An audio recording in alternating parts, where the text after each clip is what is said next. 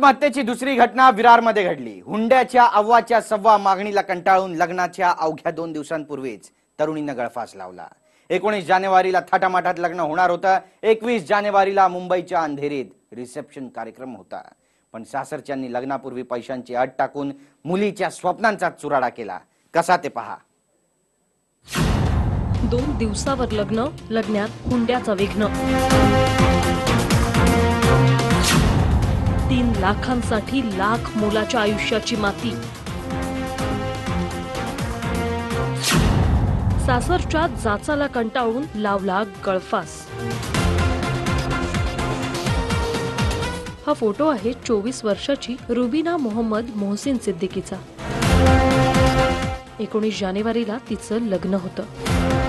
मुंबईच्या अंधेरीतील जुबेर हद्दीसुल्ला शेख या 26 वर्षीय तरुणासोबत तिचा विवाह ठरला होता। 3 महिन्यांपूर्वी विवाहाची तारीख देखील पक्की झाली, पण लग्नाच्या तोंडावर सासरच्यांनी हुंड्यात 3 लाखांची रोकड मागितली आणि रुबीना नैराश्याच्या गर्तेत गेली। तिने राहत्या घरातच गळफास लावून आत्महत्या केली। तिच्या आत्महत्येने घरच्यांवर दुःखांचा डोंगर कोसळलाय। लग्न घरात स्मशान शांतता पसरलीये। तिच्या लग्नाची जी तयारी होती त्या तयारीच्या ज्या ठिकाणी तिने त्या रूम मध्ये सुसाईड केलेला आहे त्या रूम मध्ये मी आहे। हाच तो पंखा आहे ज्या पंख्याला 24 वर्षाच्या रुबीना सिद्दीकीनं स्वतःची गळफास घेऊन स्वतःची जीवन यात्रा संपलेली आहे। आपण जर बघितला तर याच रुबीनाच्या 19 तारखेला जे लग्न होणार होतं त्या लग्नासाठी तिच्या कुटुंबियांनी हे पूर्णपणे तिचं सामान घेतलेलं आहे। मयत रुबीनाच्या विवाहाची तिच्या नातेवाईकांनी पूर्ण तयारी केली होती।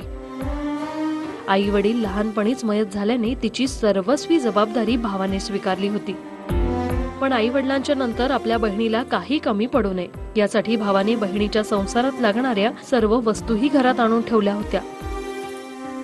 फ्रीज, एसी, कपाट, बेड, तांब्या, वाटी, कप, कपडे हे सर्व काही। 2 दिवसांवर लग्न आल्याने घरात आनंदी आनंद सुरू होता। सगळीकडे लगीन घाई होती। बहिणीला देणाऱ्या वस्तूंनी अगदी घर भरून गेलं होतं आणि अचानक हुंड्याचे विघ्न तिच्या जीवनात आलं आणि संसार थाटण्यापूर्वीच बहिणीने जगाचा कायमचा निरोप घेतला। त्यामुळे भावाचं काळीजच फाटलंय। रडून रडून त्याचे हाल झाले। दुःख अतीव आहे, त्याला सांगताही येत नाहीये।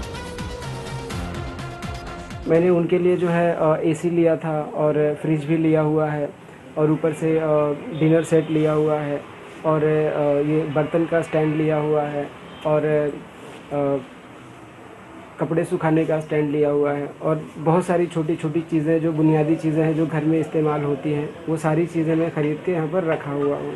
वो लोग टार्चर किए, वो लड़का टार्चर हमारी बेटी को किया और कभी बोलता था कि हम शादी में तुम्हारे बाप को तुम्हारे भाई को बेइज्जत करूँगा और कभी बोलता था हम शादी करेगा तो तुमको बहुत तकलीफ देगा, ऐसा करेगा वैसा करेगा। और लास्ट में बोला 21 तारीख को मेरी बहन का शादी होगा, तेरा और मेरा शादी नहीं होगा। इसलिए मेरी लड़की उसके दिमाग के ऊपर उल्टा असर हुआ और वो आत्महत्या कर ली, फंसरी लगा ली गले में दुपट्टा। 3 लाख दिले नाही तर त्याची किंमत लग्नात आणि लग्नानंतर मोजावी लागेल अशी धमकी सासरच्यांनी मुलीला आणि तिच्या नातेवाईकांना दिली। लग्न मोडलं समजा असं बोलल्यावर मुलगी मानसिक दबावाखाली होती। मुझे ऐसा लगा कभी कभी कैसा होता था कि सो जाती थी। मुझे बिल्कुल नहीं पता था कि वो ऐसा करेगी। फिर खिड़की यहाँ किचन से मैं गई अंदर, जैसे मैंने दरवाज़ा विंडो खोला, उसने पूरा बंद नहीं किया था विंडो। जैसे मैंने दरवाज़ा खोला और देखी पर्दा बंद था, देखी तो अंधेरा, फिर देखी तो वो पूरा लटक रही थी। मैं पागल हो गई, दरवाज़ा खोली, मेरे दिमाग से जा नहीं रही है सब बात।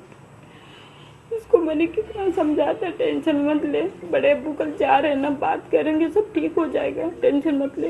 बोलती कैसे मैं भूलूं ये सब। मुझे हर पल 10 मिनट में कॉल आता था, बस सारी गलती तुम्हारी है, तुम्हारे भाई की है। अर्नाळा सागरी पोलिसांनी रुबीनाच्या मृत्यूची दखल घेत पुढील तपासाला सुरुवात केली। आरोपींवर कारवाईचा इशाराही दिलाय।